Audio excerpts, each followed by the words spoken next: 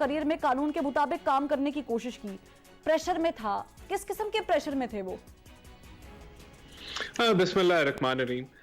देखिए, ये तो वही बेहतर एक्सप्लेन कर सकते हैं कि वो किस किस्म के प्रेशर में थे, लेकिन मैं आपको ये ज़रूर बता सकता हूँ कि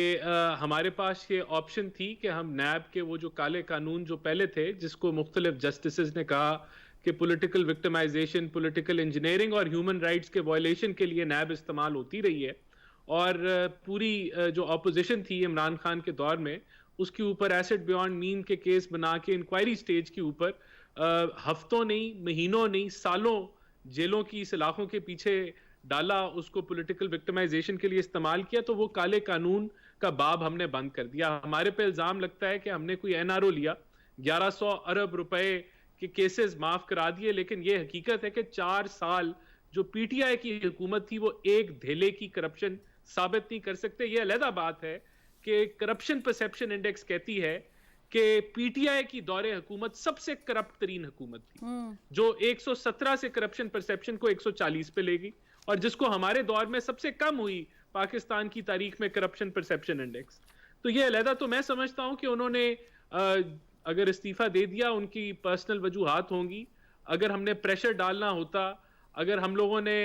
नैब के काले कानून इस्तेमाल करने होते तो हम कर लेते, हमारे लिए कोई मसला नहीं था। हमने उस बाब को बंद किया, हमने उस रास्ते को नहीं इख्तियार किया।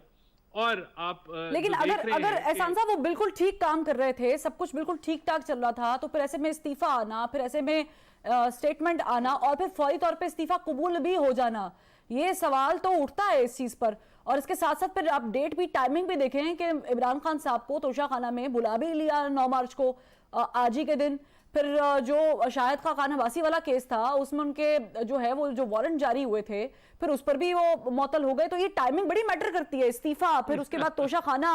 और फिर साथ में शाहिद खान अब्बासी वाला प्रेशर आना। देखिए, शाहिद खान अब्बासी वाला प्रेशर का तो जवाब मैं आपसे और अपने दोस्तों से लेना चाहूंगा कि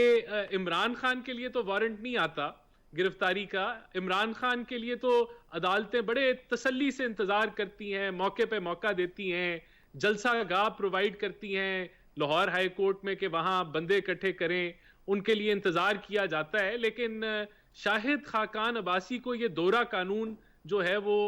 उनके लिए नहीं आगे लाया जाता। तो ये सवाल तो हमारा बनता है कि वहां तो हर किस्म की रियायत, शाहिद खान अब्बासी तो खुद अदालत जा रहे थे, ये तो सवाल मेरा बनता है, ये आपका तो नहीं बनता कि ये किस किस्म की यहाँ जो है वो अदालतें जो हैं वो फैसले कर रही हैं कि एक आदमी के लिए तो सारा कानून लेट जाता है और इंतजार में रहता है और कोई मसला नहीं है, और उधर शाहिद खान अब्बासी का रगड़ा आप निकाल दें फौरन ही